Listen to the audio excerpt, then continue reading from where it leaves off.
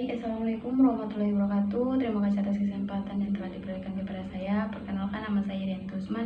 Saya adalah salah satu taruni Politeknik Kelautan dan Perikanan Sorong, Prodi Teknik Budidaya Perikanan.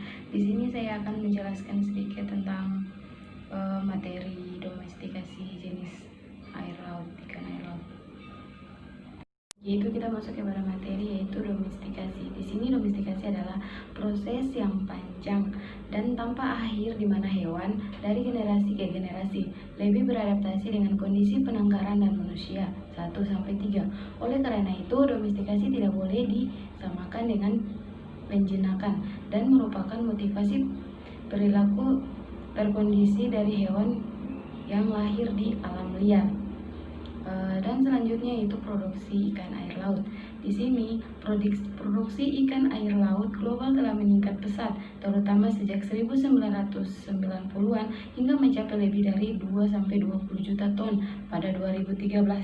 Di antara 100 spesies ikan laut yang terdapat dalam database FAO pada 2013. Selanjutnya yaitu kita masuk kepada slide kedua, yaitu produksi lebih tinggi. Di sini produksi lebih tinggi dari 100 juta ton, 10 spesies laut yang dibudidayakan teratas menyumbang hampir 90% dari produksi global. Di sini pertumbuhan masa depan dan keberlanjutan budidaya laut sebagai akan bergantung pada kemampuan kita untuk mengizinkan, yaitu mengontrol siklus hidup di penangkaran dari spesies yang saat ini dibudidayakan dan baru. Selanjutnya yaitu peningkatan kecepatan bertelur. Di sini meningkatkan kecepatan bertelur untuk ayam bertelur atau meningkatkan risiko konservasi pakan. Hasil daging yang laju, pertumbuhan ayam broiler. Hasilnya ribuan breed ternak yang berbeda secara genetik telah diciptakan dan terdapat dikotomi yang jelas antara spesies pemeliharaan dan conggenes liarnya yang kadang-kadang punah. Selanjutnya yaitu domestikasi hewan air. Di sini, domestikasi hewan air merupakan fenomena baru, kecuali beberapa spesies seperti ikan mas dan ikan mas crasuarotus. Sebagian besar pertanian telah mulai pada abad yang lalu. Selanjutnya yaitu spesies ikan yang dibudidayakan. Spesies ikan yang dibudidayakan saat ini tidak jauh berbeda dengan spesies ikan liar lainnya. Perkiraan bahwa 90% dari industri aquaculture global didasarkan pada sedianya dibudidayakan secara liar, tidak terdomina atau tidak selektif. Baik, selanjutnya yaitu kita masuk kepada industri aquaculture global. Di sini yang saya tahu, industri aquaculture global didasarkan pada sediaan yang dibudidayakan secara liar, tidak terdomestikasi atau tidak selektif. Sebaliknya, kurang dari 10% produksi aquaculture berasal dari stok pertanian yang dibudidayakan secara selektif. Selanjutnya yaitu salmon Atlantik.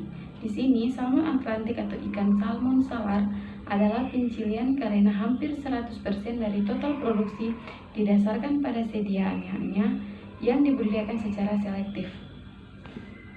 Selanjutnya yaitu kontrol atas produksi aquaculture. Di sini, kontrol atas produksi aquaculture dapat bervariasi dari mengelola hanya sebagian dari siklus hidup hingga mengelola siklus hidup lengkap di penangkaran untuk lebih menggambarkan berbagai strategi produksi ikan.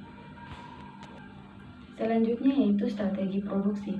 Strategi produksi ikan atau Telechea dan Fantaine mengusulkan klasifikasi baru berdasarkan tingkat kendali manusia atas siklus hidup spesiesnya, budidaya dan kemandirian dari masukan liar.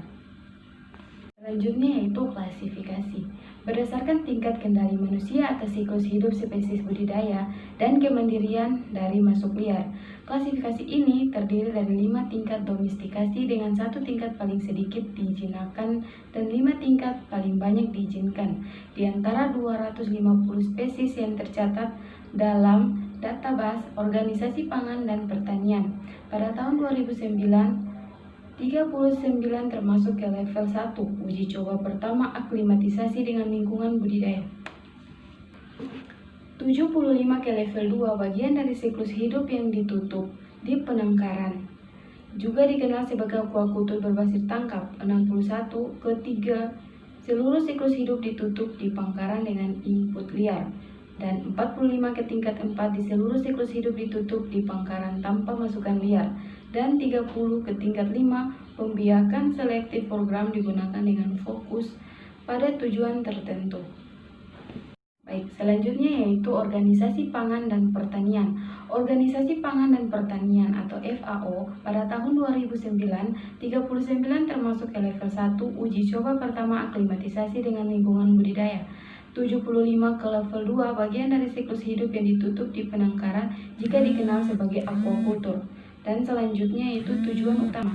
Di sini tujuan utama dari studi ini adalah untuk menganalisis evolusi produksi perikanan budidaya spesies ikan laut sejak tahun 1950, sekaligus memperbarui jumlah spesies per tingkat domestikasi sejak tahun 2009.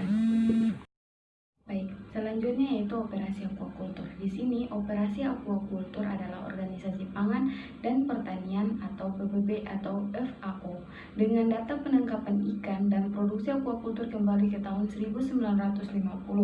Database FAO adalah sumber informasi temporal yang tak ternilai tentang kuantitas, nilai dan lokasi geografis produksi makanan laut global. Selanjutnya yaitu jumlah spesies yang dibudidayakan. Spesies ikan yang dibudidayakan saat ini tidak jauh berbeda dengan spesies ikan liar lainnya. Selanjutnya yaitu nilai tinggi untuk konsumsi. Adalah sumber informasi temporal yang tak ternilai tentang kuantitas, nilai, dan lokasi geografi produksi makanan laut global. Dan pencapaian siklus hidup hanya sebagai dari siklus hidup hingga mengelola siklus hidup lengkap di penangkaran. Baik, selanjutnya yaitu perbandingan antara ikan air laut dengan air tawar. Di sini perbandingan antara ikan air laut dan ikan air tawar atau perbandingan antara 2009 dan 2013 menunjukkan bahwa 87 spesies terdapat pada 2009 dan 100 pada 2013. 4 spesies yang terdaftar pada 2009 tidak ada lagi pada 2013. Ikan lemah atau belang. Baiklah teman-teman, itulah hasil presentasi saya. Lebih dan kurangnya saya mohon maaf. Wabillahi taufiq wal hidayah. Wassalamualaikum warahmatullahi wabarakatuh.